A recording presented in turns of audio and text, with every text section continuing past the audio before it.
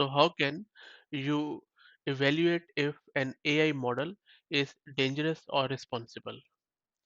There is a lot of debate going around if to know that if AI is going to wipe out the humanity or if AI is going to do the mass extinction of humankind, and how would we know that if any company or any government has come up with an AI model, if it is dangerous or not.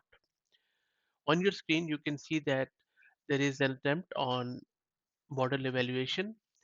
Google DeepMind proposes early warning system for novel AI risks, including responsible training, responsible deployment, transparency, appropriate security. Their blueprint includes model access to external safety researchers and model auditors. And these researchers who have contributed to this evaluation include DeepMind, OpenAI, Anthropic AI, University of Cambridge, University of Oxford, University of Toronto, and many other good names. Now, a rule of thumb in order to evaluate the model according to this diagram is that the AI community should treat an AI system as highly dangerous if it has a capability of profile sufficient to cause extreme harm, assuming it's misused or poorly aligned.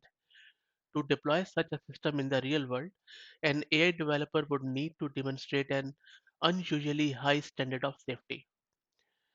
If we have better tools for identifying which models are risky, companies and regulators can better ensure responsible training, which means that responsible decisions are made about whether and how to train a new model that shows early signs of risk.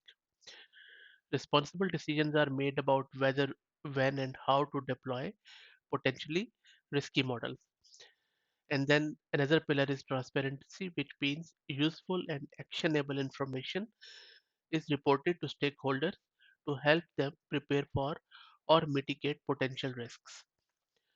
Appropriate security should be there because strong information security controls and systems are applied to models that might pose extreme risks.